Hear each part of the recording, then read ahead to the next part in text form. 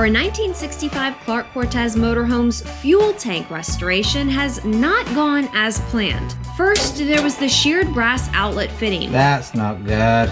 Which we drilled out and tapped, along with the glued-in-place drain plug, which was cut out and welded in. We persevered and got our tank hitched in place. Yes! Only to find our steel beast wouldn't start.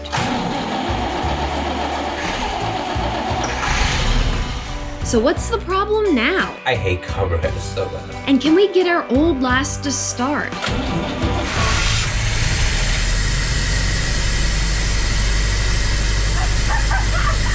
Or I should ask, can we get her to stay running?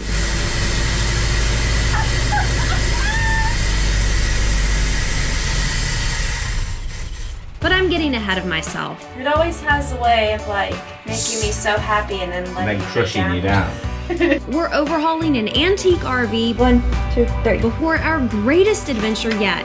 You can come along too, so subscribe and roll up your sleeves because there's a lot of work ahead.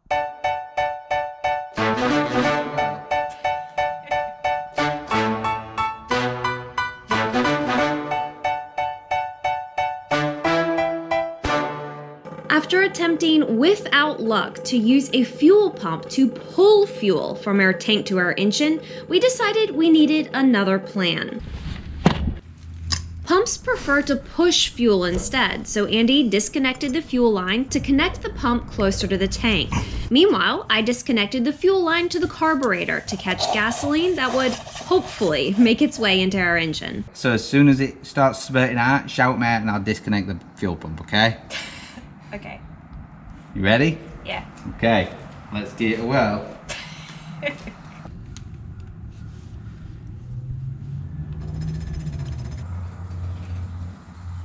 Yay, okay.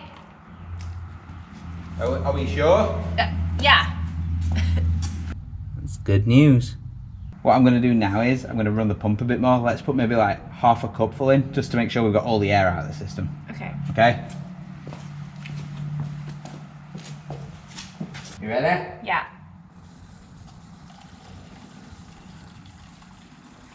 Is it coming out? Yeah. Okay. Okay, stop. It's definitely half a cup. Excellent. Now what we need to do is disconnect the fuel pump and try not to lose too much fuel out of the fuel line. So I moved to reconnecting the line at the carb before meeting Andy under our RV. 1, 2. Right, gas is going to come flooding out of here. All right. It's flooding out the bottom. Okay, well that's fine. Okay, 1, 2, 3. Good job. Take that. Okay, see ya! Thanks for your help.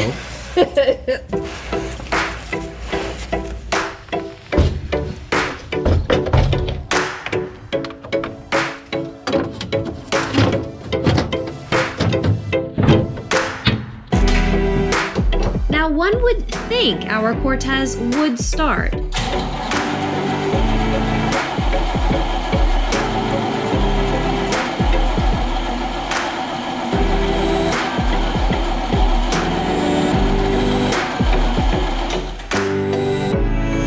But that was a sound we were about to get even more used to.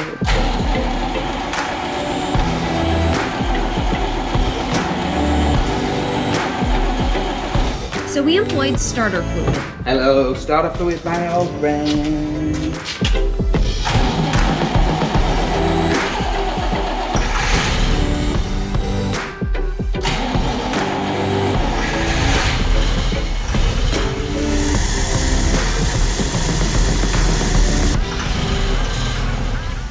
To no avail. Dang, it won't stay without you spraying it. So what does that mean? And Andy perched over the engine, only to find things appeared to be working correctly. That's connected to that, that's connected to that. You can see petrol going in. So we tried again. And again. Before going back and forth on our feelings on the choke. I think it needs to stay closed. So what is it if it's cold? Because this is Closed. cold. Okay, is that closed? I think so, yeah. Okay, then try it.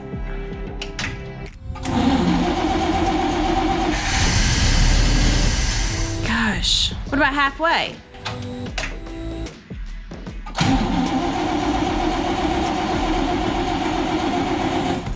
No.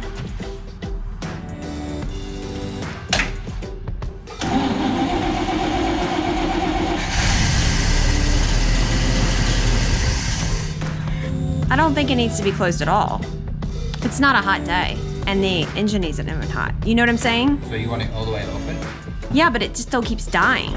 Yeah, I know. And then stepping back again to return to our engine. Don't know enough about carbs.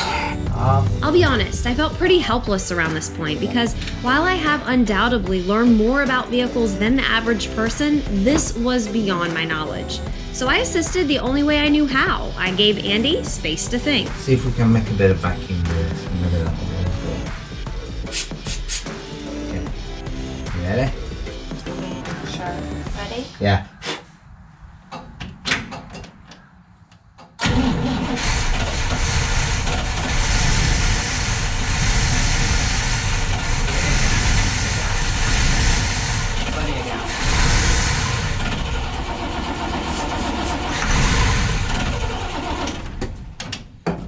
I was hoping that if we could get some vacuum in it, it'd stop pulling gas out. But nothing seemed to be working. In fact, our problem felt beyond Andy's skill level too, which terrified me because if I'm more honest, a fear I have with our Cortez is that at some point we'll max out what Andy knows, and that would mean giving up on this stream. There's got to be an issue with the carburetor then. But every time we work, I'm reminded of exactly how determined Andy is. Which is ridiculous because he squirts gas out fine. And here, Andy discovered one of our two problems. Oh. Haha. Yeah, that'll be it. What's it?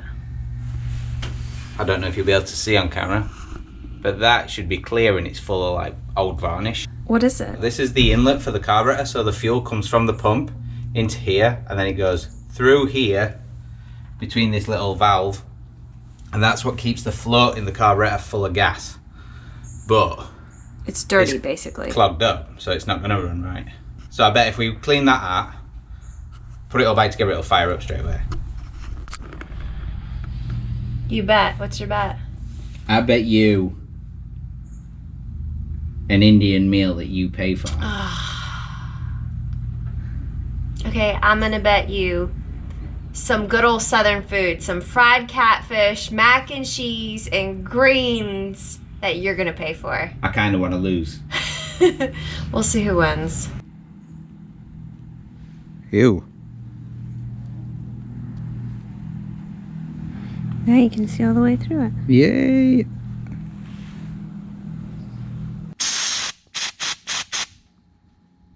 That should do.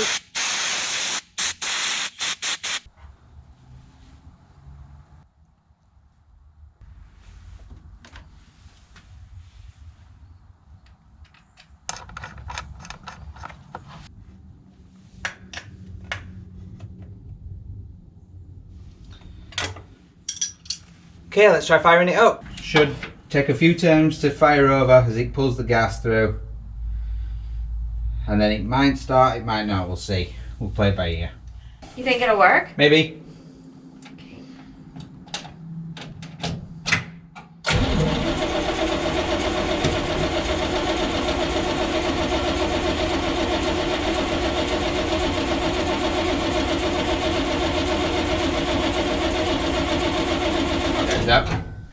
That's right. Pause here. What Andy realized was that the carburetor needed a vacuum to suck the fuel into the engine, so he covered the top of it with his palm.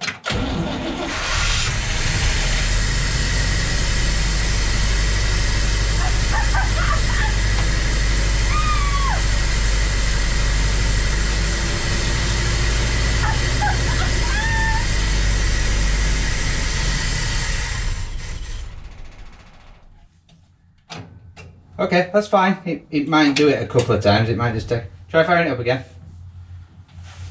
It always has a way of like making me so happy and then letting And then crushing me down. you down.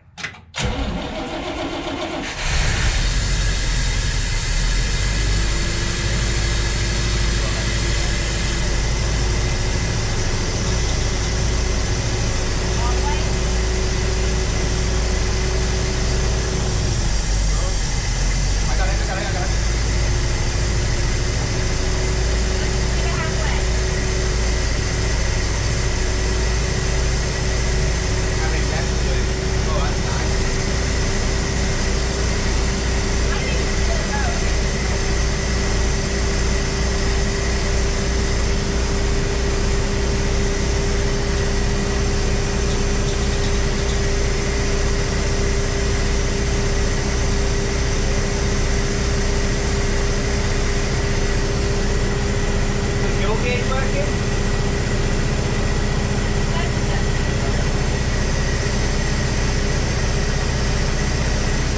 Fix it. Let's go for a test drive. Let's tidy up a bit first. Turn it off or Yeah.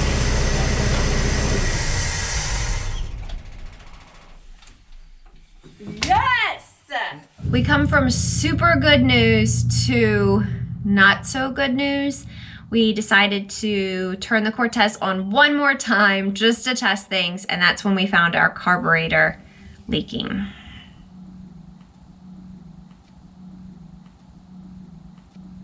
I hate carburetors so bad. We've got gas coming out of this hole here, which means that the float bowl is filling up too much with gas, and the floats and the regulator aren't controlling the flow in, so it's just overflowing. Which is really annoying, seeing as I rebuilt it to the same spec that it was before I rebuilt it, and now it leaks, and it never did that before. I have read that the new fuel pump can cause excess pressure, but this carburetor ran with a new fuel pump fine before. So now we've got to disconnect everything, let it cool down, get it out, take it home, and mess with it then. But Someone instead says, I'm ready to just go EFI. I'm so done with this carburetor. Like, either a brand new carburetor or just take the plunge and do EFI now.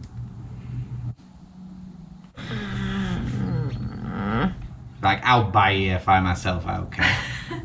it's really expensive, you guys. It's really expensive. It could either be a rebuild, a new carb, or EFI.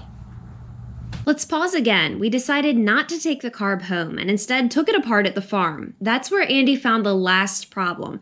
The accelerator pump was dry, meaning it did not seal, which allowed gasoline to leak out. Essentially that point that we max out Andy's knowledge, well, it hasn't arrived, which means we can now move forward to our test drive after our tank restoration. Can't remember the last time we drove it with the fuel tank in and I know.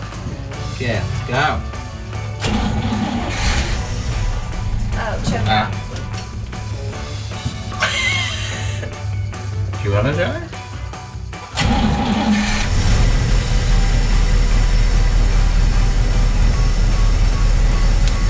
Good?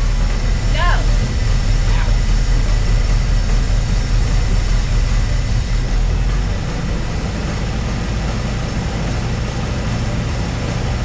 Oh, straight in here at all. That's where I stole it.